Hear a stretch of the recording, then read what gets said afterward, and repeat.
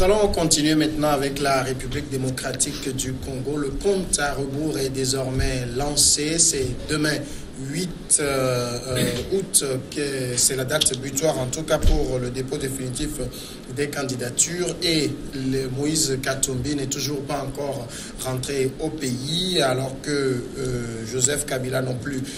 Son camp n'a pas encore déposé de candidature. Alors on va se pencher beaucoup sur le cas Moïse Katumbi, puisque les pro-Katumbi sortent du bois. Aujourd'hui, David Djabadi, est-ce que techniquement et matériellement, il est encore possible pour Moïse Katumbi de faire quoi que ce soit? Parce que je rappelle qu'en RDC, il faut physiquement être présent pour déposer sa candidature.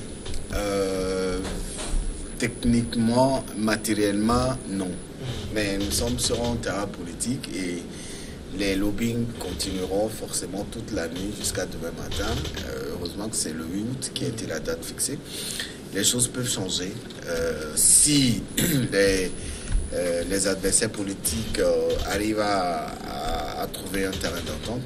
Katumbi, aujourd'hui, n'est pas le bienvenu en RDC pour Joseph Kabila et ses amis, parce que il y a de fortes chances que si ils arrivent à le laisser passer, il va faire mal. Il est aujourd'hui, les sondages l'ont mis gagnant de la prochaine élection présidentielle. Et au vu des rapports, des relations qu'il a avec le pouvoir en place, Joseph Kabila ne voudrait peut-être pas le voir arriver au pouvoir. Et donc il a fait tout pour le coincer en Zambie. Il ne veut pas le voir sortir. On a vu, voilà un dossier qui est un tout petit peu complexe, dans lequel toutes les preuves ont été mises au vu et au su du public, comme quoi ce procès qu'il a fait exiler a été monté de toutes pièces, mais le pouvoir dit non, et nous ne voulons pas le voir, et donc c'est quand même un peu complexe qu'en Afrique, pour des raisons politiques, on aille jusqu'à piétiner la liberté d'un citoyen, parce qu'on ne veut pas le voir. Et donc Katumbi, aujourd'hui, moi j'estime que d'ici demain, les choses peuvent véritablement changer. Au cas où ça ne change pas, les prochaines échéances électorales en RDC risqueraient de se dérouler dans une atmosphère de tension et de crise. Et c'est ce que beaucoup d'observateurs ne souhaitent pas pour la RDC aujourd'hui. Docteur Rio, est-ce que vous pensez que le fait qu'on empêche, parce que c'est le mot qu'il faut utiliser, Joseph Kabila de rentrer dans son pays, Moïse Katumbi, pardon, de rentrer dans son pays pour déposer sa candidature, pourrait éventuellement faire peser quelconque risque sur l'échéance électorale à venir? Oui, de toute façon, à l'allure, les choses se passent, il y aura encore de la violence. C'est ça qui est regrettable sur ce continent, parce que au niveau de Kabila, on n'est pas encore fixé non plus. On ne sait pas, est-ce que un partisan désigné a déjà déposé sa candidature? Je ne crois pas. Il y a un ancien ministre qui, de son temps, était très proche de Kabila, défendait son maintien, qui a déposé sa candidature, mais les médias parlent d'une candidature indépendante. Voilà. Le président lui-même a convoqué son camp pour désigner un candidat. Ils ne se sont pas encore entendus sur le nom du candidat. Bon, on sera fixé demain. Je crois qu'aujourd'hui, ils seront déjà fixés. Et puis, mais Katumbi, ils vont tout faire pour l'empêcher, puisqu'il n'y a qu'une journée. Je crois que c'est foutu. Je pense c'est l'homme à abattre? Oui, il me semble que c'est l'homme à abattre, parce qu'il est très populaire, il est très riche. Plus que Bemba? Pas plus que Bemba, mais les gens de Bemba aussi seront contents qu'ils ne soient pas là, et les gens de Kabila seront contents qu'ils ne soient pas là. Donc ça fait deux camps quand même, qui le mettent dans un mortier, qui pilent. Et les deux camps sont contents, même si officiellement ils rient jaune en fait. Et ça les arrange que Katumbi ne soit pas candidat, parce qu'il peut effectivement, avec sa très bonne gestion en tant que gouverneur de Katanga, il peut remporter les élections s'il se présente. Et s'il reste que 24 heures, je ne suis pas sûr qu'il puisse faire acte de candidature. Donc ça arrange le camp Kabila et le camp de Bemba. Encore que Bemba, il y a des petites, il cherche aussi des petits poux, disant que son dossier, est-ce que ça va être retenu ou pas, enfin, ça va être validé ou pas, parce qu'il y a le dépôt des candidatures et puis il y a la validation maintenant. Et on ne sait pas exactement. Tout ça, c'est flou, parce qu'il faut qu'on arrive à demain à minuit pour qu'on sache si même Kabila même ne va pas se présenter. Hein. On n'en sait rien parce que c'est tellement flou ce Congo que on a utilisé un terme pas très très beau ici, que c'est un pays bordélique des fois. Ça nous donne l'impression qu'on avait raison de dire ça.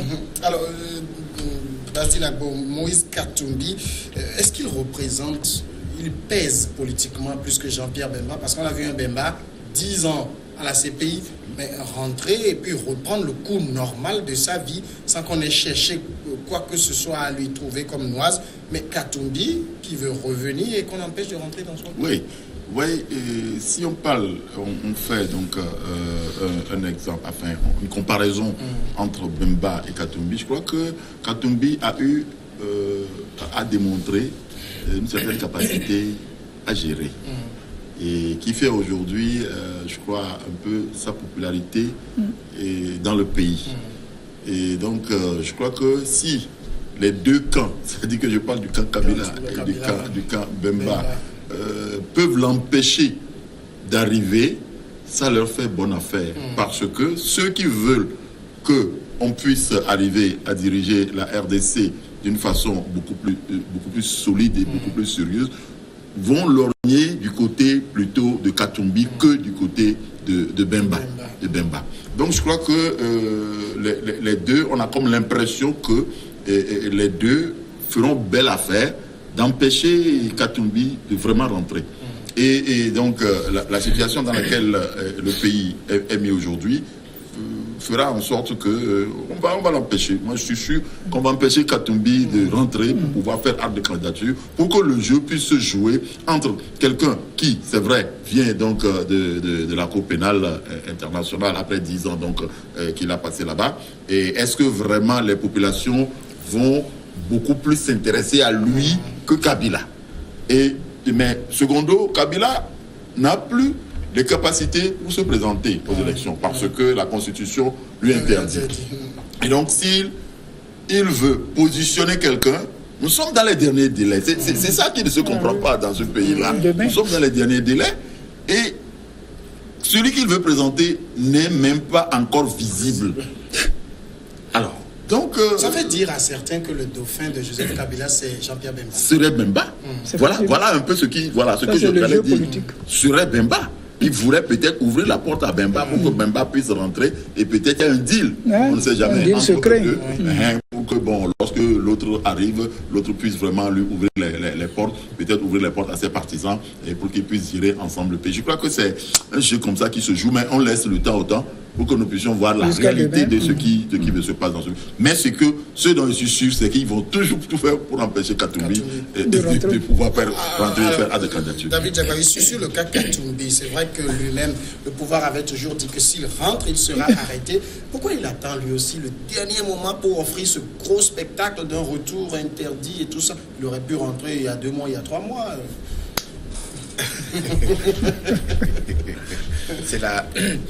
C'est le dernier tournant avant les prochaines élections en RDC. Donc chacun saisit la période opportune pour véritablement faire pour avoir sur lui les caméras.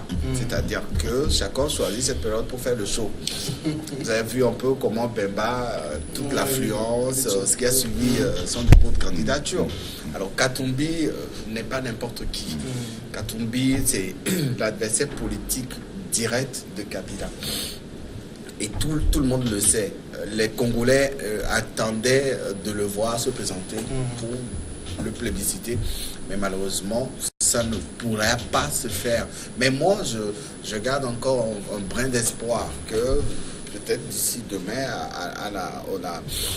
au délai fixé pour la clôture des dépôts de candidature, les choses peuvent avancer.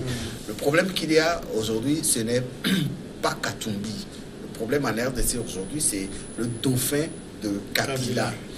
Et si à la veille du délai de clôture, la formation politique de Kabila n'est pas arrivée à sortir un nom, ça veut dire qu'en interne, il y a aussi un problème que cette formation politique est peut-être en train de régler. Puisque à l'heure actuelle, personne dans le camp de Kabila, n'a eu le courage de dire les choses telles qu'elles devaient être dites. C'est-à-dire que personne n'arrive à dire la vérité à Kabila, de peur peut-être de se voir couper les avantages, etc. Donc tous attendent de voir qui va être ce dauphin qui portera les couleurs du parti de Kabila. Et nous espérons que peut-être d'ici demain, les choses vont se préciser. Mais comme Basile l'a dit tout à l'heure, c'est un peu comme ce qui se passe aussi en Côte d'Ivoire. La RDC, nous sommes sur un terrain politique.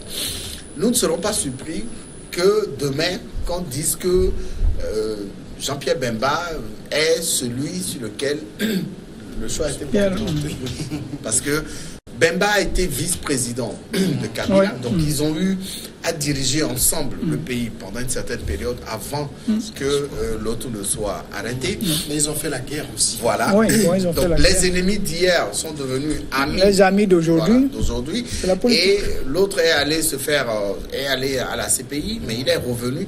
Comment comprendre que le retour de Bemba se passe sans, comme vous l'avez dit, sans noise?